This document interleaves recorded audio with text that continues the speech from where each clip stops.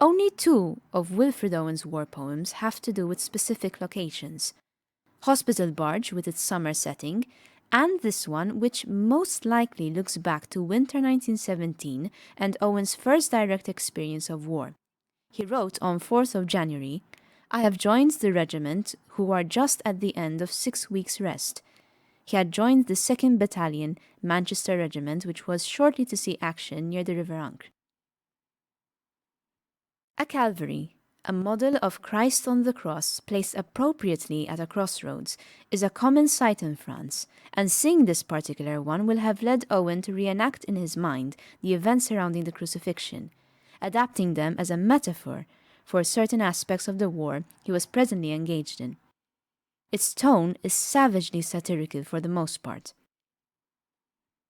However hard it may be to chart the development of Owen's faith, from orthodoxy in an institutionalized religion framework to a more modified one later, this was a man who, having witnessed the horrors of war, could make such declarations as "Christ is literally in no man's land" and "Christianity would not fit with pure patriotism." The poem opens with a poignant representation of the crucified Christ overlooking the ravages of war, a symbol of permanence. One ever hangs in a world rent apart. In this war, he too lost a limb. The mutilated Calvary caught by a shell allows a degree of identification with the fighting troops, themselves victims, who in turn, by line 4, have become aligned with the Roman soldiers who at Christ's crucifixion bear with him. Meanwhile, his disciples, out of fear, have made themselves scarce. Does Owen intend bear with him to mean sharing his burden? More likely that bear means put up with, being resigned to. The gospel story has the soldiers quick to join in the fun, mocking, stripping him, hitting, spitting, piercing his head with thorns, probably not best pleased at being put on fatigues. Right, 3 volunteers for crucifixion duty, you, and you. Only the officer who said after Jesus was dead, "Surely this was a righteous man." At the same time, present-day soldiers were sharing the burden in a sense by sacrificing their own lives. Different ideas, different interpretations. In stanza 2, having dispatched the disciples and possibly the soldiers as well, Owen turns to the priests who stroll near Golgotha, Aramaic for place of the skull. Stroll suggests insouciance, indifference to Christ's suffering, and his use of the present tense brings the story up to date with his distaste for clergy more ready to subscribe to the sacrifice of lives in the patriotic cause.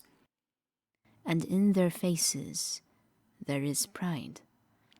Not, of course, the pride that is right and proper, but Owen thinks sinful pride. That they were flesh-marked by the beast?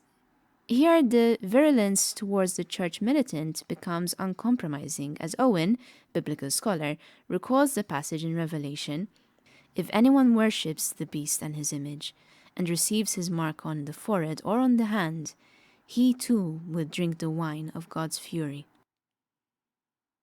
To deny the gentle Christ, as did the priests in Jesus' day, and as many were in essence doing at the present day, is indeed, Owen implies, doing the devil's work. Next, in stanza 3, the scribes, men who occupy high places, brushing aside people of lesser degree, whose successors Owen sees in the politicians and directors of affairs, publicists for the doctrine of pure patriotism that Owen maintains Christianity will not fit in with. Finally, he allows negative thoughts to give way to the more positive one of greater love, a theme he was to develop in the poem of that same title. The supreme example of which Calvaries such as that near the Ancre provide a constant reminder. But they who love the greater love lay down their life. They do not hate. Those who really love and understand God should not support the war and should stop. They should give up fighting.